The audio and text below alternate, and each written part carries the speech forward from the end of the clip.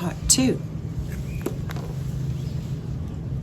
As the enraptured Ichabod fancied all this, and as he rolled his great green eyes over the fat meadowlands, the rich fields of wheat, of rye, of buckwheat, and Indian corn, and the orchard burdened with ruddy fruit,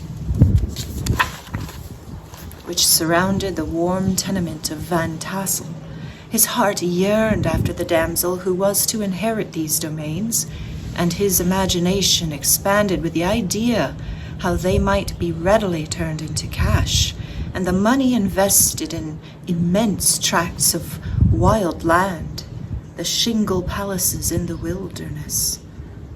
Nay, his busy fancy already realized his hopes, and presented to him the blooming Katrina, with a whole family of children, mounted on the top of a wagon loaded with household trumpery, with pots and kettles dangling beneath, and he beheld himself bestriding a pacing mare with a colt at her heels, setting out for Kentucky, Tennessee, or the Lord knows where.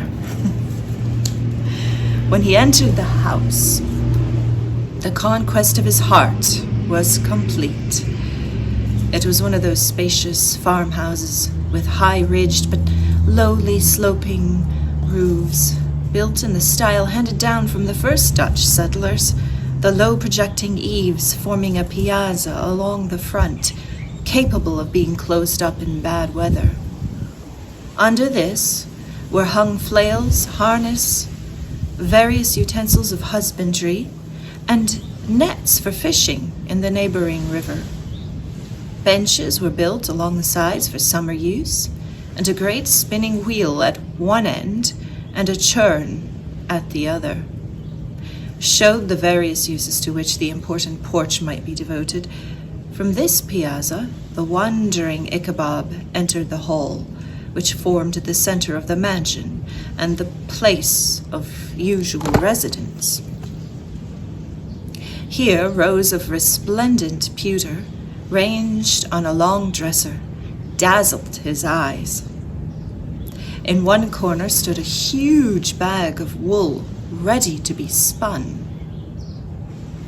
In another, a quantity of linsey woolsey just from the womb, ears of Indian corn, and strings of dried apples and peaches hung in gay festoons along the walls, mingled with a gaud of red peppers, and a door left ajar gave him a peep into the best parlor, where the claw-footed chairs and dark mahogany tables shone like mirrors, and irons with their accompanying shovels and tongs glistened from their covert of asparagus tops. Mock oranges and conch shells decorated the mantelpiece. Strings of various colored birds' eggs were suspended above it. A great ostrich egg was hung from the center of the room, and a corner cupboard, knowingly left open, displayed immense treasures of old silver and well-mended china.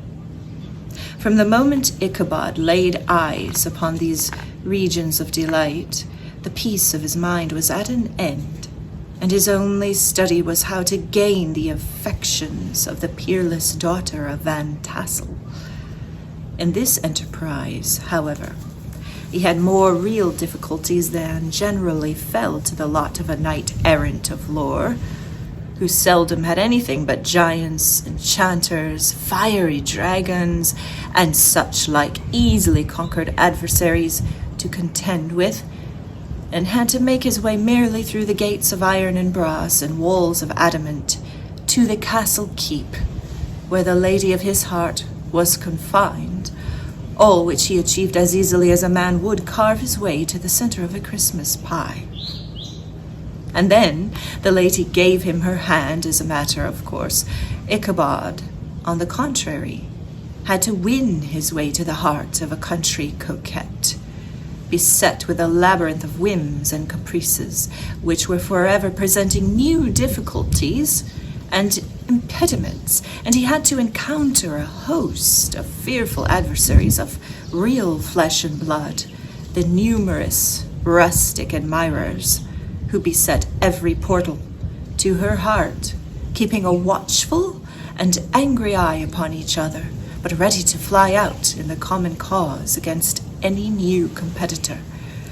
Among these, the most formidable was a burly, roaring, roistering blade of the name of Abraham, or according to the Dutch abbreviation, Brom van Brunt. Brom van Brunt. Okay? The hero of the country round, which sang with his feats of strength and hardihood. He was broad-shouldered and double-jointed, with short, curly black hair, and a bluff but not unpleasant countenance, having a mingled air of fun and arrogance. From his Herculean frame and great powers of limb, he had received the nickname of Bram Bones, by which he was universally known. He was famed for great knowledge and skill in horsemanship, being as dexterous on horseback as a Tartar. He was foremost at all races and cockfights, and, with the ascendancy which bodily strength acquires in rustic life, was the umpire in all disputes, setting his hat on one side and giving his decisions with an air and tone admitting of no gainsay or appeal. He was always ready either a fight or a frolic, always ready for either a fight or a frolic, but had more mischief than ill will in his composition, and, with all his overbearing roughness, there was a strong dash of waggish good humour at the bottom. He had 3 or 4 boon companions who regarded him as their model, and at the head of whom he scoured the country, attending every scene of feud or merriment for miles round. In cold weather he was distinguished by a fur cap, surmounted with a flaunting fox's tail, and when the folks at a country gathering descried this well-known crest at a distance, whisking about among a squad of hard riders, they always stood by for a squall.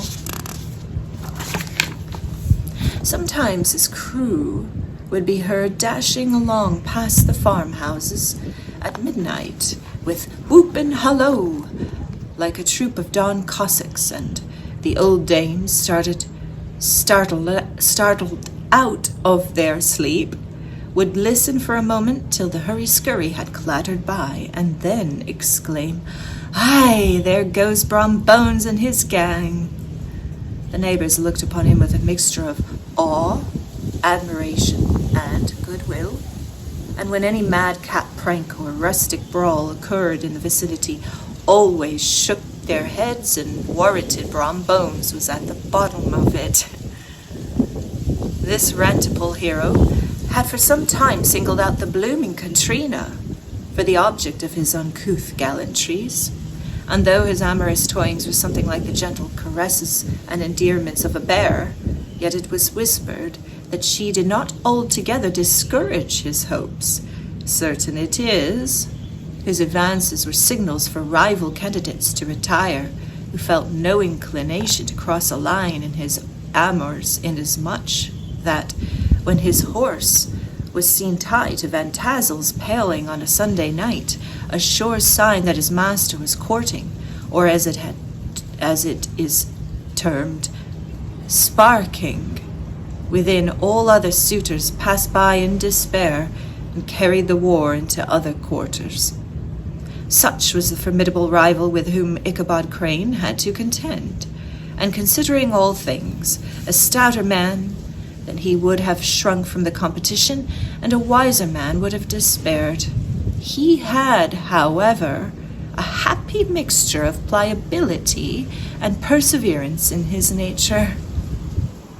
He was in form and spirit like a supple jack, yielding but tough.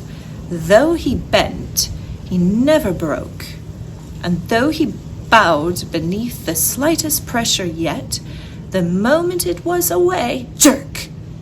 He was erect and carried his head as high as ever. To have taken the field openly against his rival would have been madness, for he was not a man to be thwarted in his amours, any more than that stormy lover Achilles. Ichabod therefore made his advances in a quiet and gently insinuating manner. Under cover of his character of singing master, he had made frequent visits at the farmhouse, not that he had anything to apprehend from the meddlesome interference of parents, which is so often a stumbling block in the path of lovers. Balt Van Tassel was an easy, indulgent soul. He loved his daughter better than his pipe, and like a reasonable man and an excellent father, let her have her way in everything. His notable little wife, too, had enough to do to attend her housekeeping and manage her poultry, for as she sagely observed, ducks and geese are foolish things, and must have looked after, and must be looked after, but girls can take care of themselves. Thus, while the busy dame bustled about the house, or plied her spinning wheel at one end of the piazza, honest Balt would sit smoking his evening pipe at the other, watching the achievements of a little wooden warrior who, armed with a sword in each hand, was most valiantly fighting the wind on the pinnacle of the barn. In the meantime, Ichabod would carry on his suit with the daughter by his side of the spring under the great elm, or sauntering along in the twilight, that hour so favorable to the lover's eloquence. I profess not to know how women's hearts are wooed and won. To me, they have always been matters of riddle and admiration. Some seem to have but one vulnerable point or door of access, while others have 1,000 avenues and may be captured in 1,000 different ways. It is a great triumph of skill to gain the former, but a still greater proof of the generalship to maintain possession of the latter, for the man must battle for his fortress at every door and window. He who wins 1,000 common hearts is therefore entitled to be renowned, but he who keeps undisputed sway over the heart of a coquette is indeed a hero. Certain it is, this was not the case with the redoubtable Brom Bones, and from the moment Ichabod Crane made his advances, the interests of the former evidently declined. His horse was no longer seen tied to the palings on Sunday nights, and a deadly feud generally arose between him and the preceptor of Sleepy Hollow. Brom, who had a degree of rough chivalry in his nature, would fain have carried matters to open warfare, and have settled their pretensions to the lady according to the mode of those most concise and simple reasoners, the knights-errant of yore, by single combat. But Ichabod was too conscious of the superior might of his adversary to enter the lists against him. He had overheard a boast of Bones that he would double the schoolmaster up and lay him on the shelf of his own schoolhouse, and he was too wary to give him an opportunity. There was something extremely provoking in his obstinately pacific system.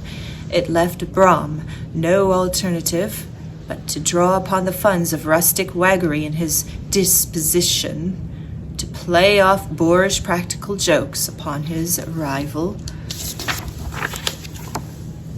Ichabod became the object of whimsical persecution to Bones and his gang of rough riders.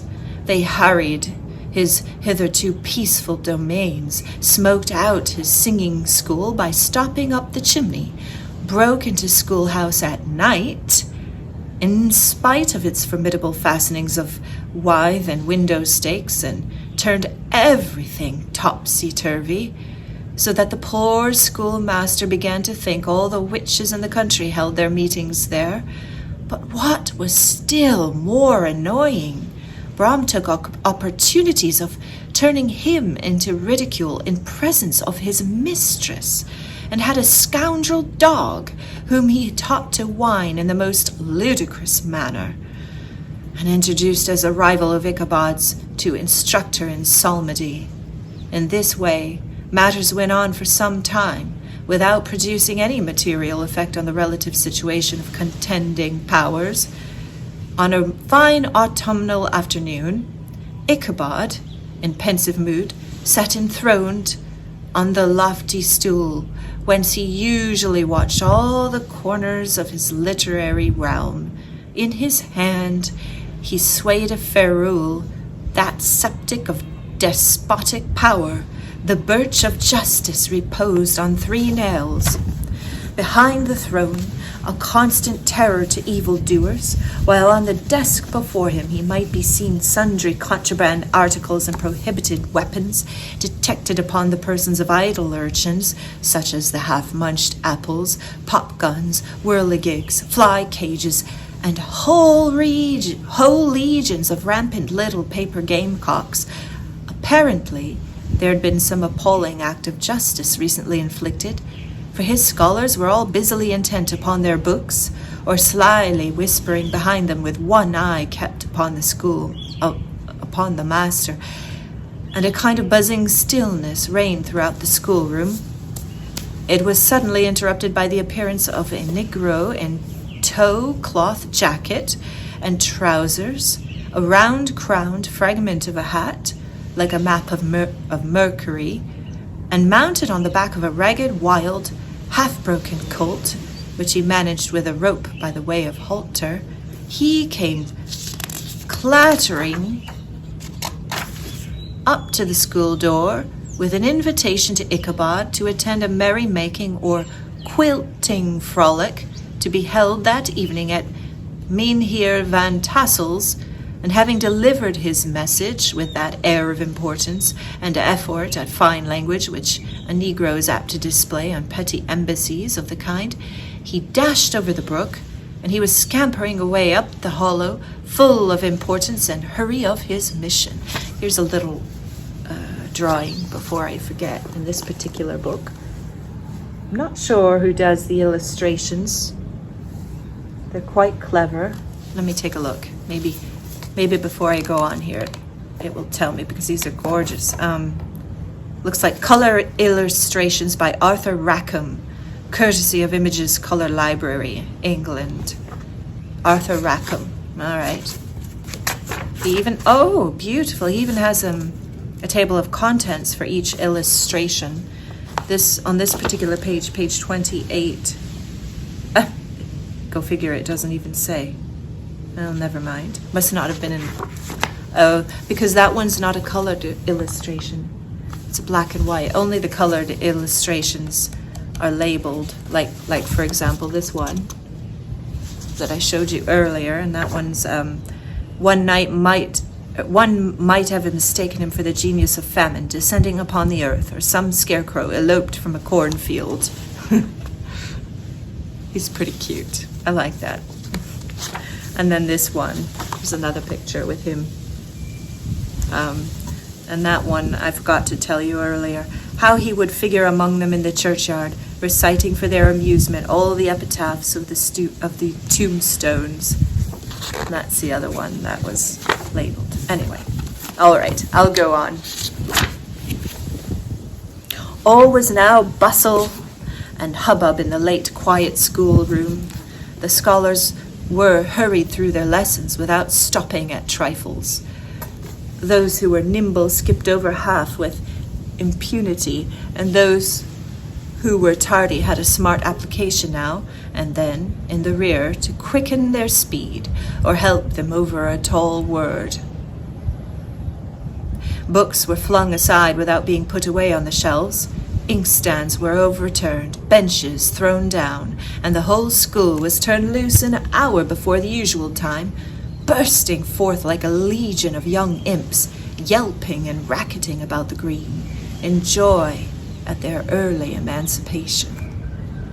The gallant Ichabod now spent at least an extra half hour at his toilet brushing and furbishing up his best and indeed only suit of rusty black, and arranging his locks by a bit of broken looking-glass that hung up in the schoolhouse, that he might make his appearance before his mistress in the true style of a cavalier.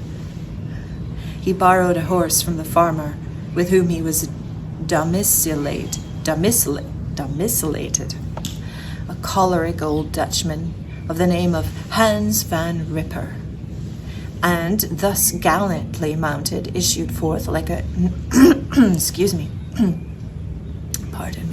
issued forth like a knight errant in quest of adventures. I beg your pardon. Sorry. But it is meet I should, in the true spirit of romantic story, give some account of the looks and equipments of my hero and his steed. The animal he bestrode was a broken-down plough horse that had outlived almost everything but his viciousness. He was gaunt and shagged, with an ewe neck and a head like a hammer. His rusty mane and tail were tangled and knotted with burrs. One eye had lost its pupil and was glaring and spectral, but the other had the gleam of a genuine devil in it.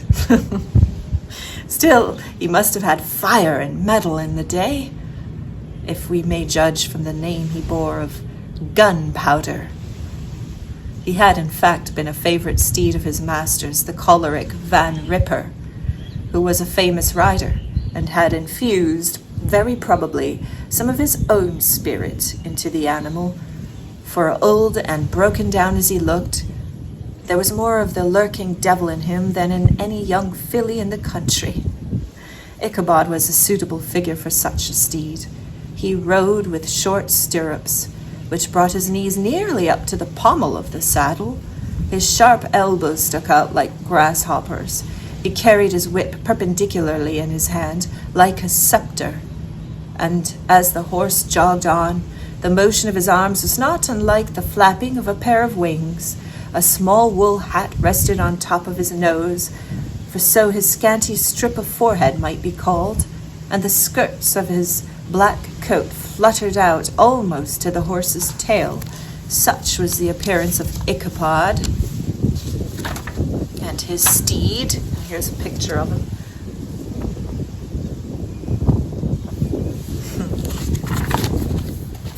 As they shambled out of the gate at Hans van Ripper, and it was altogether such an apparition as it is seldom to be met with in broad daylight.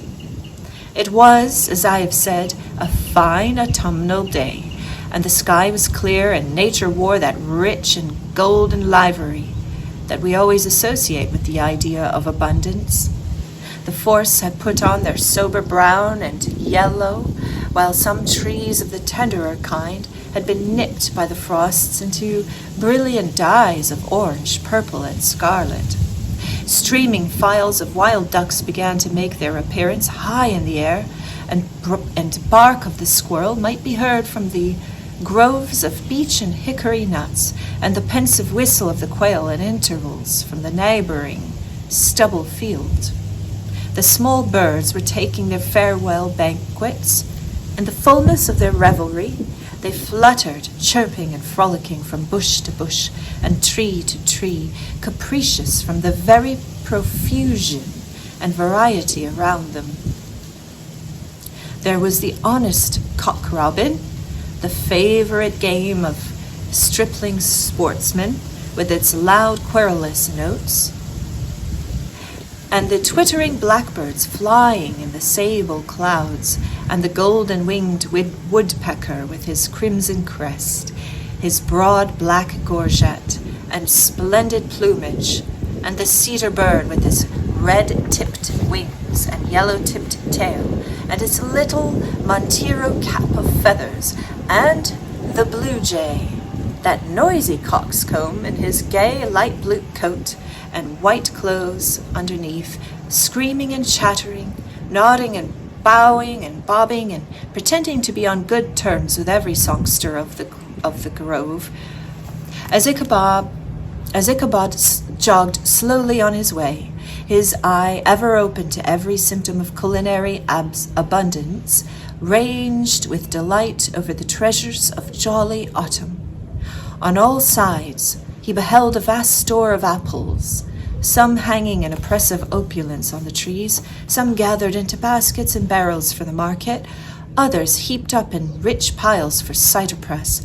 Farther on, he beheld great fields of Indian corn, with its golden ears peeping from their leafy coverts, and holding out the promise of cakes and hasty pudding, and the yellow pumpkins lying beneath them, turning up their fair round bellies to the sun, and giving ample prospects of the most luxurious of pies.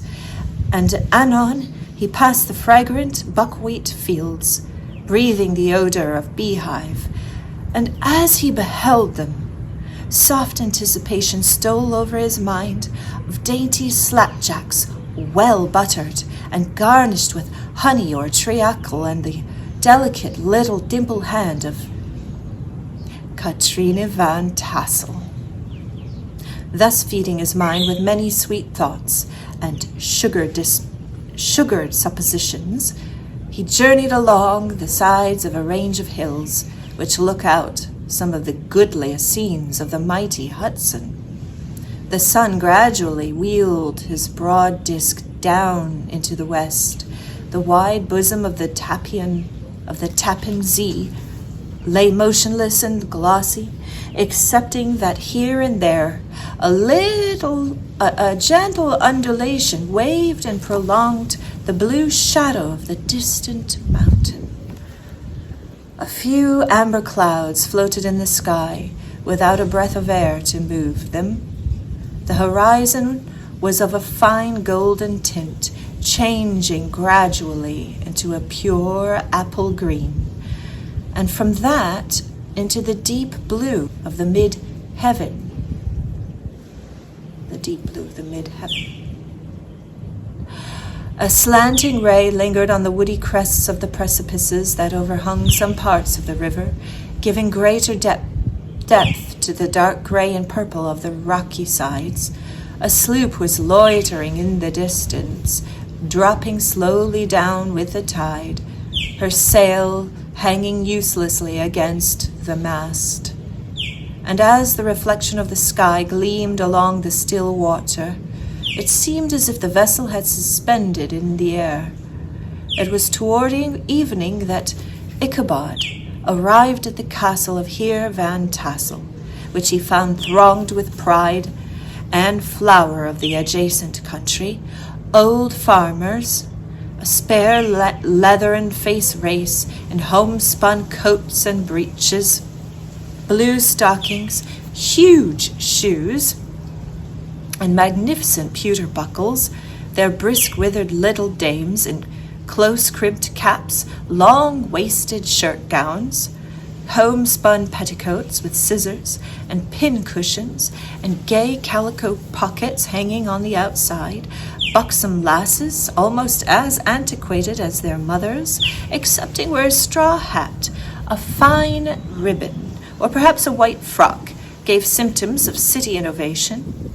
The sons in short, square-skirted coats with rows of stupendous brass buttons, and their hair generally queued in the fashion of the times, especially if they could procure an eel skin for the purpose, it being esteemed throughout the country as a potent nourisher and strengthener of the hair.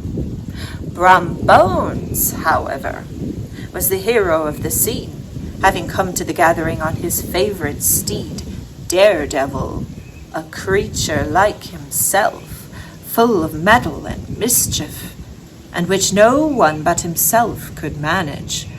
He was, in fact, noted for preferring vicious animals, given to all kinds of tricks, which kept the rider in constant risk of his neck, for he held a tractable, well-broken horse as an unworthy of a lad of spirit.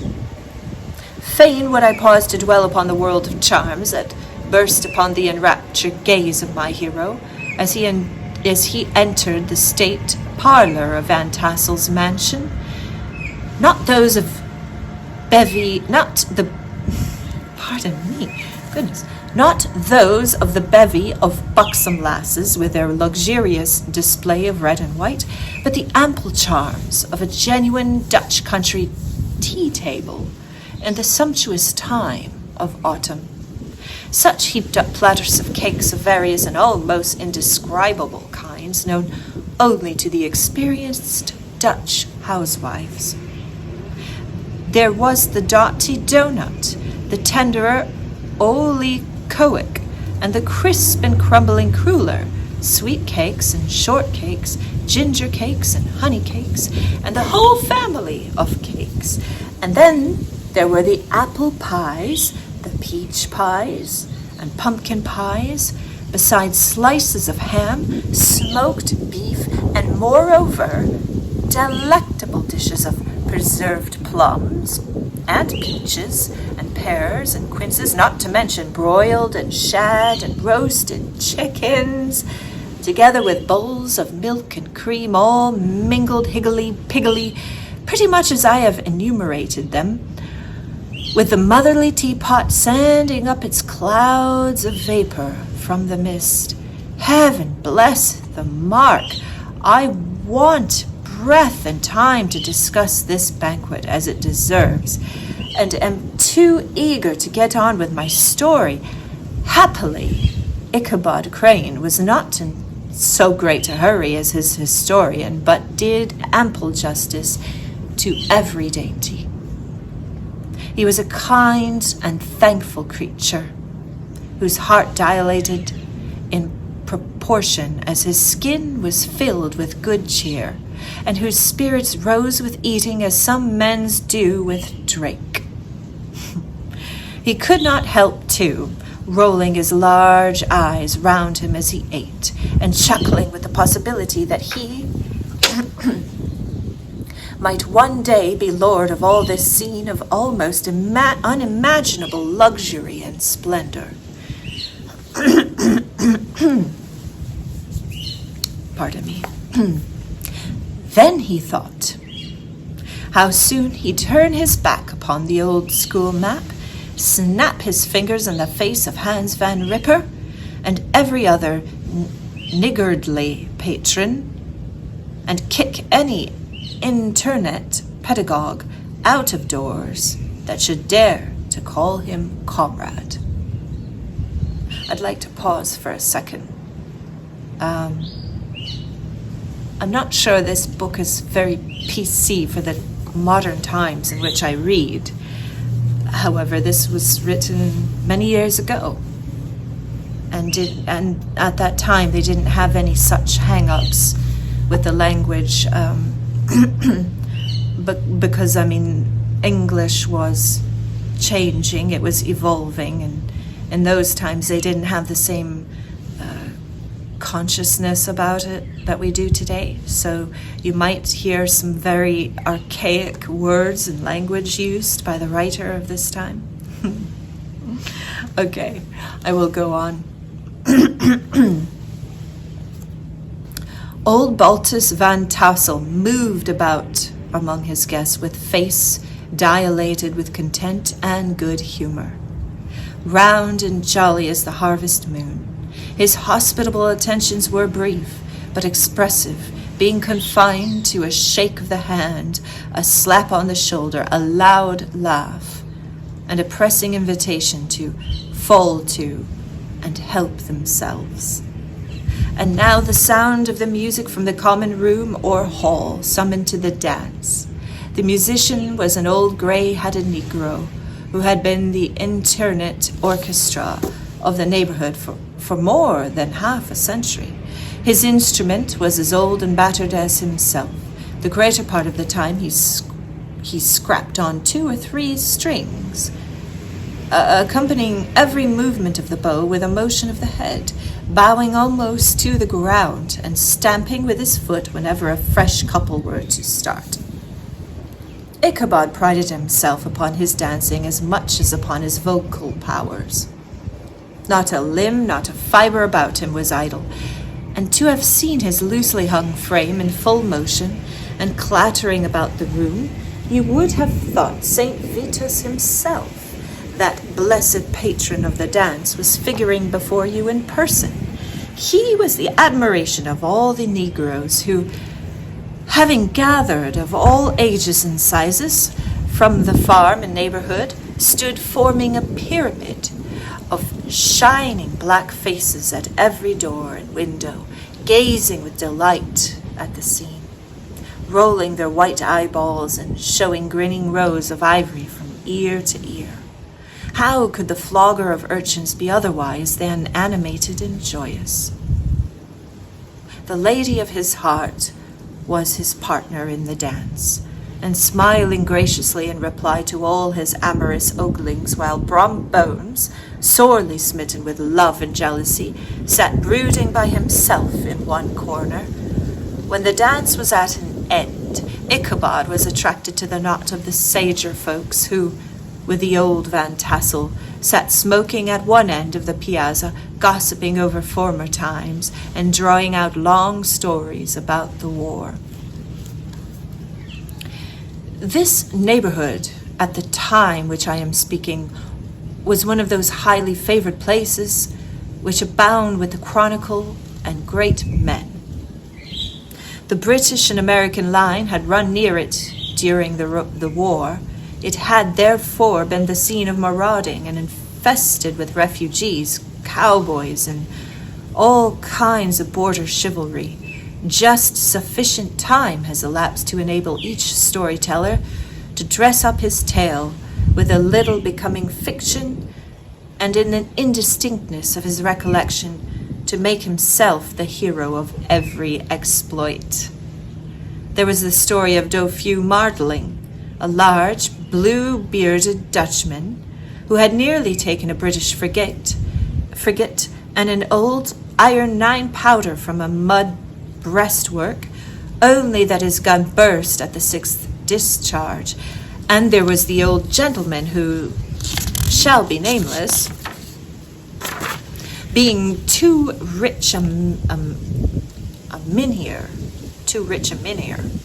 M-Y-N-H-E-E-R, mynheer, to be lightly mentioned, who, in the Battle of White Plains, being an excellent master of defense, parried a musket ball with a small sword, insomuch that he absolutely felt it whiz round the blade and glance off the hilt, in proof of which he was ready at any time to show the sword, with the hilt a little bent.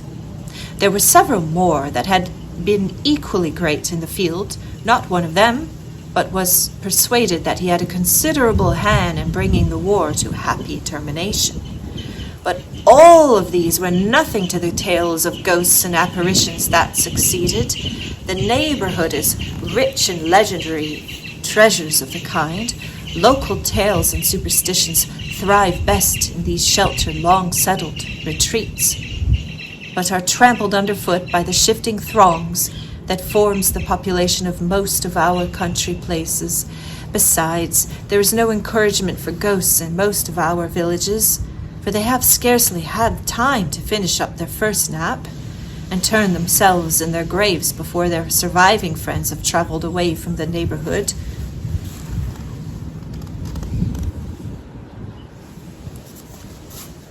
So that when they turn out at night to walk their rounds, they have no acquaintance left to call upon.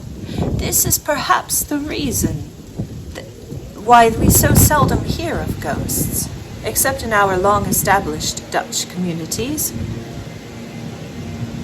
Oh, I apologize for the noises in the background.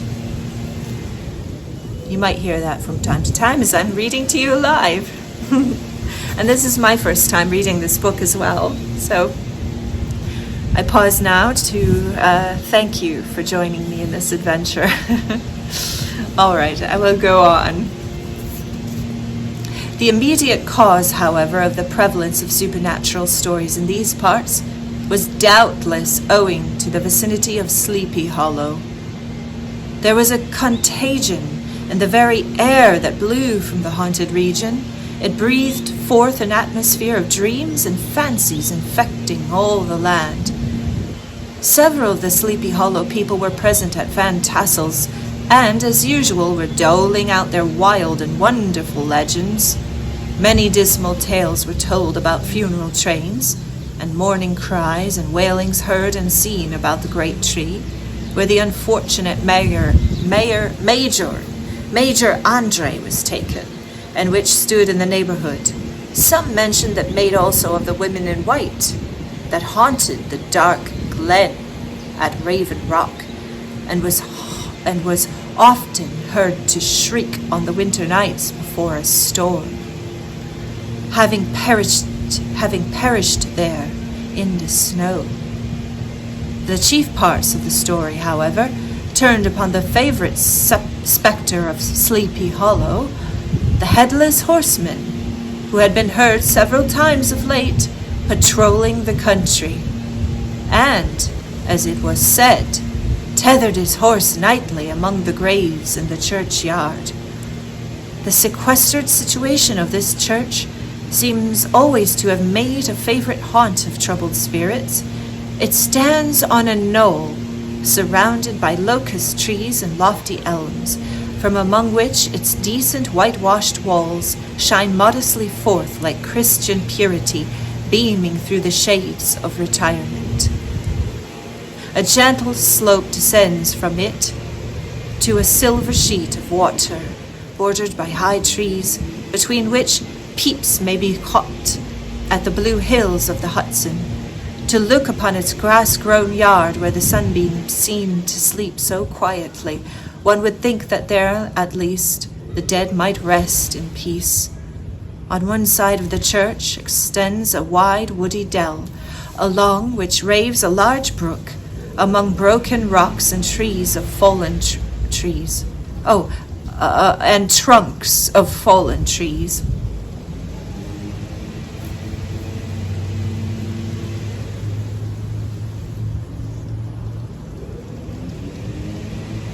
Over a deep black part of the stream, not far from the church, was formerly thrown a wooden bridge. The road that led to it and the bridge itself were thickly shaded in the overhanging trees, which cast a gloom about it, even in the daytime, but occasioned a fearful darkness at night. This was one of the favorite haunts of the Headless Horseman, and the place where he was most frequently encountered. The tale was told of old Brower, a most heretical disbeliever in ghosts, how he met the horseman returning from his foray into Sleeping Hollow.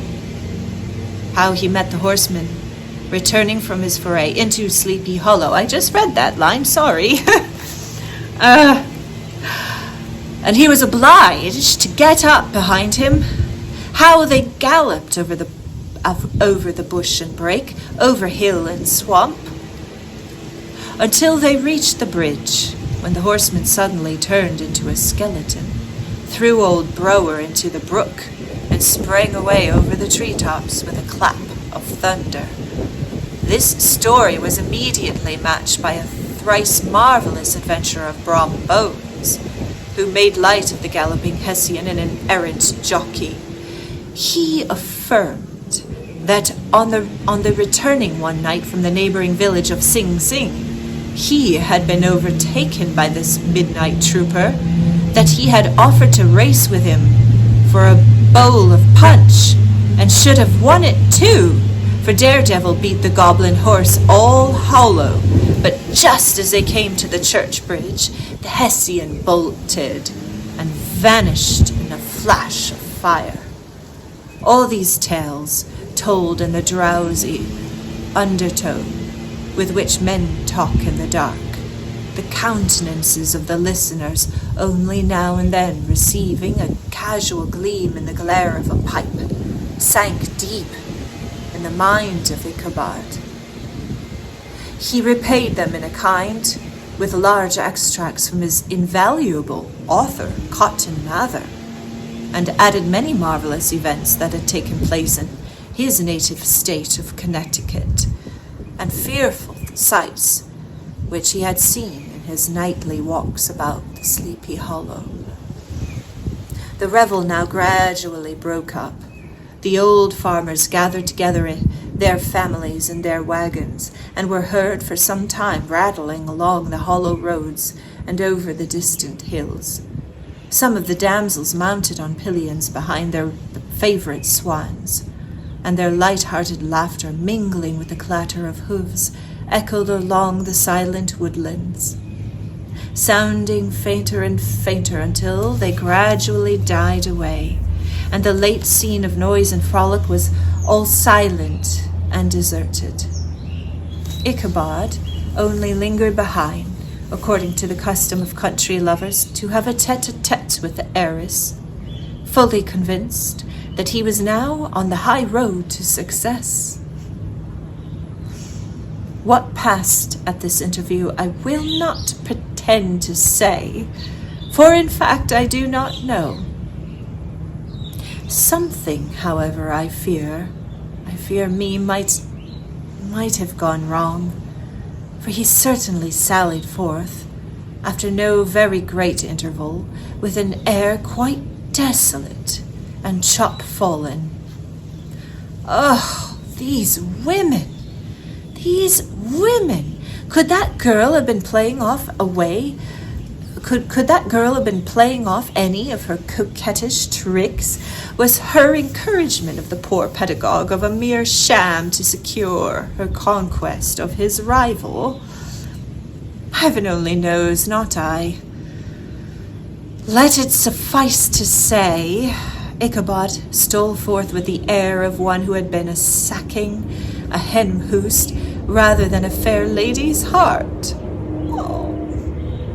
Without looking to the right or left to notice the scene of rural wealth on which he had so often gloated, he went straight to the stable, and with several hearty scuffs and kicks, roused his steed most uncourteously from the comfortable quarters in which he was soundly sleeping, dreaming of mountains and of corn and oats, and whole valleys of timothy and clover.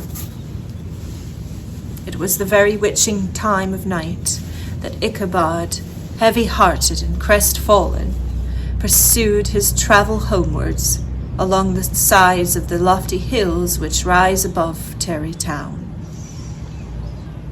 and which he had traversed so cheerily in the afternoon. The hour was as dismal as himself. Far below him, the Tappan Zee spread its dusky and indistinct waste of waters, with here and there the tall mast of sloop riding quietly at anchor under the land.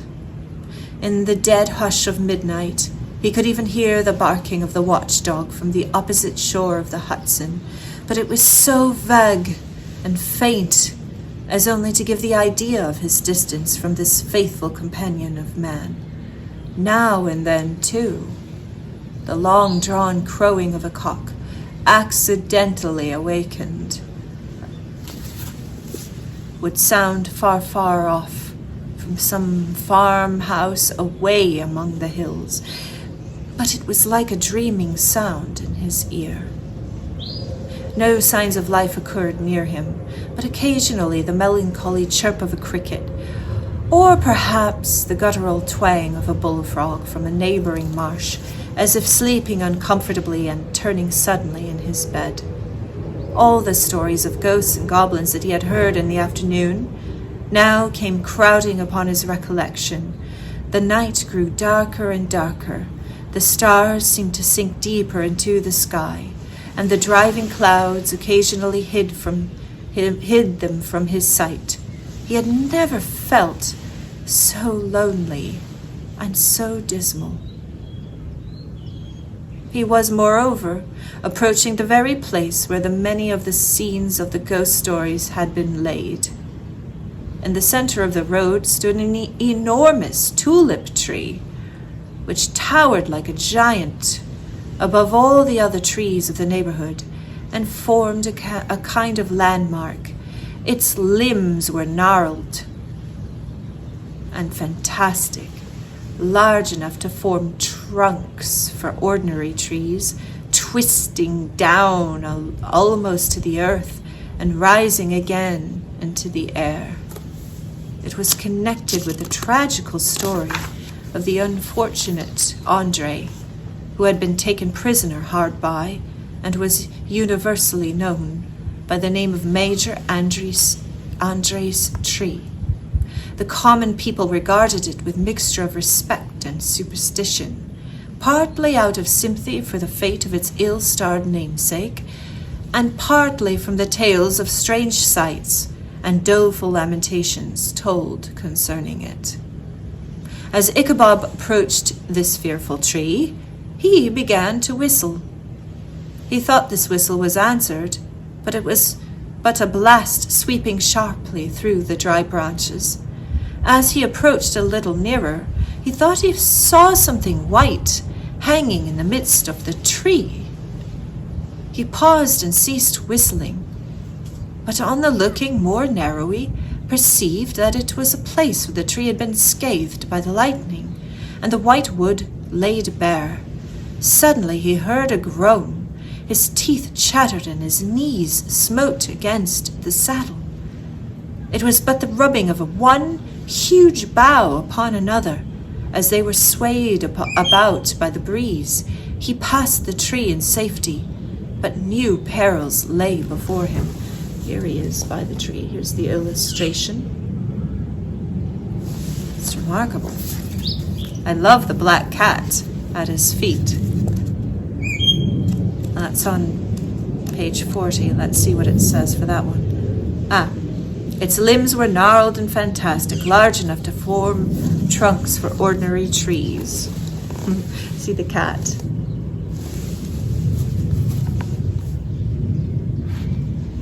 All right, where was I?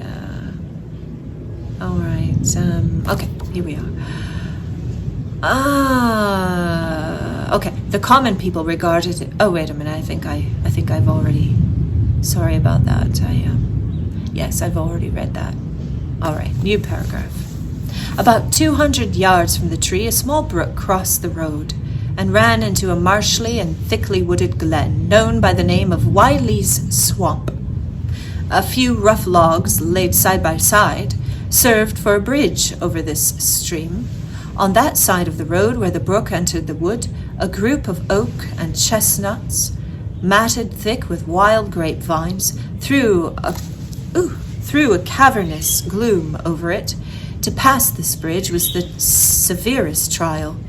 It was at this identical spot that the unfortunate Andre was captured, and under the covert of those chestnuts and vines, where the sturdy yeoman concealed who surprised him, this was ever since been considered a haunted stream, and fearful are the feelings of the schoolboy who has to pass it alone after dark. As he approached the stream, his heart began to thump. He summoned up, however, all his resolution, gave his horse half a score of kicks in the ribs, and attempted to dash briskly across the bridge. But instead of starting forward, the perverse old animal made a lateral movement and ran broadside against the fence. Ichabod, whose fears increased with the delay, jerked the reins on the other side and kicked lustily with the contrary foot. It was all in vain. His steed started, it is true, but it is only to plunge to the opposite side into the thicket of brambles and alder bushes. The schoolmaster now bestowed both whip and heel upon the starveling ribs of the old gunpowder, who dashed forward, snuffling and snorting, but came to a stand just by the bridge with a suddenness that had nearly sent his rider sprawling over his head. Just at this moment, a plashy tramp by the side of the bridge caught the sensitive ear of Ichabod. In the dark shallow of the grove on the margin of the brook, he beheld something huge mishappen, black and towering. It stirred not, but seemed gathered up in the gloom like some gigantic monster ready to spring upon the traveller. The hair of the affrighted pedagogue rose upon his head with terror. What was to be done? To turn and fly was now too late, and besides, what chance was there of escaping ghost or goblin, if such it was, which could ride upon the wings of the wind? Summoning up, therefore, a show of courage, he demanded in stammering accents, Who are you?" He received no reply. He repeated his demand in a still more agitated voice. Still, there was no answer. Once more he cudgelled the size of the inflexible gunpowder, and shutting his eyes, broke forth with involuntary fervour into a psalm tune. Just then, the shadowy object of alarm put itself in motion, and with a scramble and a bound, stood at once in the middle of the road. Though the night was dark and dismal, yet the form of the unknown might now in some degree be ascertained. He appeared to be the horseman of large dimensions, and mounted on a black horse of powerful frame. He made no offer of molestation or sociability, but kept aloof on one side of the road, jogging along at the blind side of old Gunpowder, who had now got over his fright and waywardness. Ichabod, who had no relish for this strange midnight companion, and bethought himself the adventure of Brom Bones with the galloping Hessian, now quickened his steed, in hopes of leaving him behind. The stranger, however, quickened his horse to an equal pace. Ichabod pulled up and fell into a walk, thinking to lag behind. The other did the same. His heart began to sink within him. He endeavoured to resume his psalm tune, but his parched tongue clove to the roof of his mouth, and he could not utter a stave. There was something in the moody and dogged silence of this pertinacious companion that was mysterious and appalling. It was soon fearfully accounted for. On mounting a rising ground which brought the figure of his fellow traveller in relief against the sky, gigantic in height and muffled in a cloak, Ichabod was horror-struck on perceiving that he was headless. But his horror was still more increased on observing that the head, which should have rested on his shoulders, was carried before him on the pommel of his saddle. His terror rose to desperation. He rained a shower of kicks and blows upon Gunpowder, hoping by a sudden movement to give his companion the slip. But the spectre started full jump with him. Away then they dashed through thick and thin, stones flying and sparks flashing at every bound. Ichabod's flimsy garments fluttered in the air as he stretched his long, lank body away over the horse's head in the eagerness of his flight. They had now reached the road which turns off to Sleepy Hollow, but Gunpowder, who seemed possessed with a demon, instead of keeping up with it, made an opposite turn and plunged headlong downhill to the left. This road leads through a sandy hollow, shaded by trees for about a quarter of a mile, where it crosses the bridge famous in Goblin's story, and just beyond the swells of the green knoll, on which stands the whitewashed church. As yet, the panic of the steed had given its unskillful rider an apparent advantage in the chase, but just as he had got halfway through the hollow, the girths of the saddle gave way, and he felt it slipping from under him.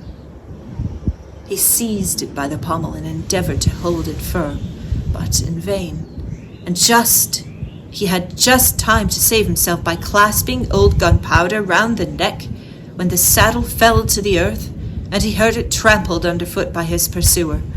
For a moment, the terror of Hans van Ripper's wrath passed across his mind, for it was a Sunday saddle, But this was no time for petty fears. The goblin was hard on his haunches, and unskilful rider that he was, he had much ado to maintain his seat, sometimes slipping on one side, sometimes on another, and sometimes jolted on the high ridge of the horse's backbone with a violence that he verily feared would cleave him asunder. An opening in the trees now cheered him with the hopes that the church bridge was at hand. The wavering reflection of a silver star in the bosom of the brook told him he was not mistaken. He saw the walls of the church dimly glaring under the trees beyond. He recollected the place where Brom Bones' ghost competitor had disappeared. If I can but reach that bridge, thought Ichabod, I am safe. Just then, he leaned the black steed, panting and blowing close behind him. He even fancied that he felt his hot breath. Another convulsive kick in the ribs, and the old gunpowder spraying upon the bridge. He thundered over the resounding planks. He gained the opposite side, and now Ichabod cast a look behind to see if his pursuer should vanish, according to rule, and a flash of fire and brimstone. Just then he saw the goblin rising in his stirrups, and in the very act of hurling his head at him, Ichabod endeavored to dodge the horrible missile, but too late. It encountered his cranium with a tremendous crash, and he was tumbled headlong into the dust. And Gunpowder, the black steed, and the goblin rider passed by like a whirlwind. The next morning the old horse was found without his saddle, and with the bridle under his feet, soberly cropping the grass at his master's gate. Ichabod did not make his appearance at breakfast. Dinner hour came, but no Ichabod. The boys assembled at the schoolhouse and strolled idly about the banks of the brook, but no schoolmaster. Hans van Ripper now began to feel some uneasiness about the fate of poor Ichabod and his saddle. An inquiry was sent on foot, and after diligent investigation they came upon his traces. In one part of the road leading to the church was found the saddle trampled in the dirt, the tracks of the horse's hooves deeply dented in the road, and evidently at furious speed were traced to the bridge, beyond which, on the bank of the broad part of the brook, where the water ran deep and black, was found the hat of the unfortunate Ichabod, and close beside it a shattered pumpkin. The brook was searched, but the body of the schoolmaster was not to be discovered. Hans van Ripper, an executor of his estate, examined the bundle, which contained all his worldly effects. They consisted of 2 shirts and a half, 2 stocks for the neck, a pair or 2 of worsted stockings, an old pair of corduroy small clothes, a rusty razor, a book of psalm tunes, full of dog's ears, and a broken pitch pipe. As to the books and furniture of the schoolhouse, they belonged to the community, excepting Cotton Mather's History of Witchcraft, a New England almanac, and a book of dreams and fortune-telling, in which last was a sheet of foolscap, much scribbled and blotted, and several fruitless attempts to make a copy of verses in honor of the heiress of Van Tassel. These magic books and the poetic scrawl were forthwith consigned to the flames by Hans van Ripper, who from the time forward determined to send his children no more to school, observing that he never knew any good to come of this same reading and writing. Whatever money the schoolmaster possessed, and he had received from his quarter's pay but a day or 2 before, he must have had about his person at the time of his disappearance. The mysterious event caused much speculation at the church on the following Sunday. Knots of gazers and gossipers were collected in the churchyard, at the bridge, and at the spot where the hat and pumpkin had been found. The stories of Brower and of Bones, and a whole budget of others, were called to mind, and when they had diligently considered them all, and compared them with the symptoms of the present case, they shook their heads and came to the conclusion that Ichabod had been carried off by the galloping Hessian, and he was a bachelor and nobody's debt. Nobody troubled his head any more about him. The school was removed to a different quarter of the hollow, and another pedagogue reigned in his stead. It is true, an old farmer who had been down to New York on a visit several years after, and from whom this account of the ghastly adventure was received, brought home the intelligence that Ichabod Crane was still alive.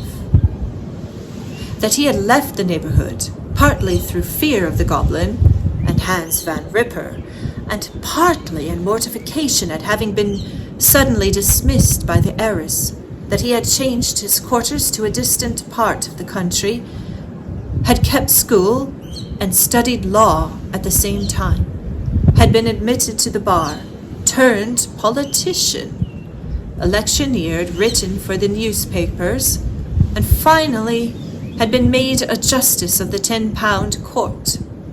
Brom Bones, too, who, shortly after his rival's disappearance, conducted the blooming Katrina in triumph to the altar, was observed to look exceedingly knowing whenever the story of Ichabod was related, and always burst into hearty laugh at the mention of the pumpkin, which led some to suspect that he knew more about the matter than he chose to tell.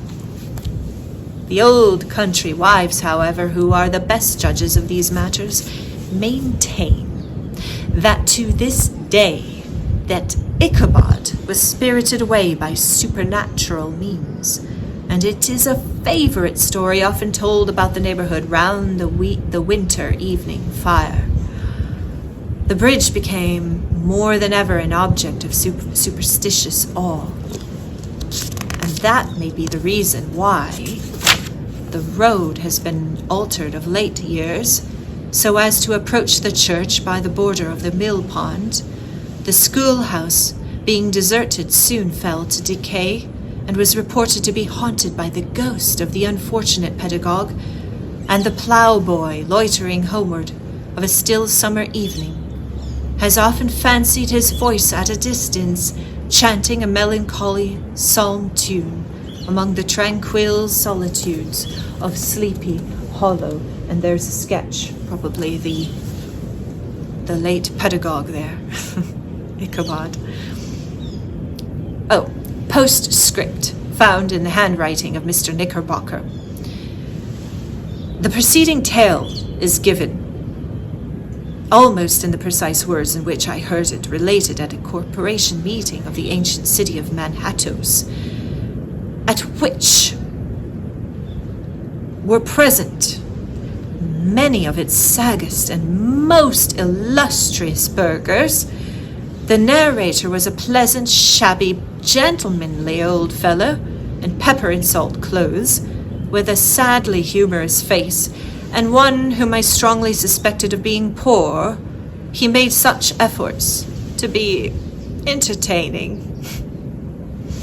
When his story was concluded, there was much laughter and approbation, particularly from 2 or 3 deputy aldermen who had been asleep the greater part of the time.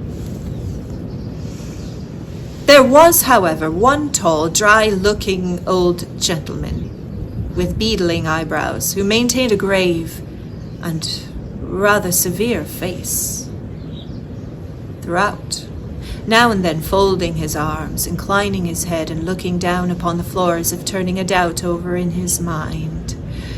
He was one of your wary men, who never laugh, but on good grounds, when they have reason and law on their side.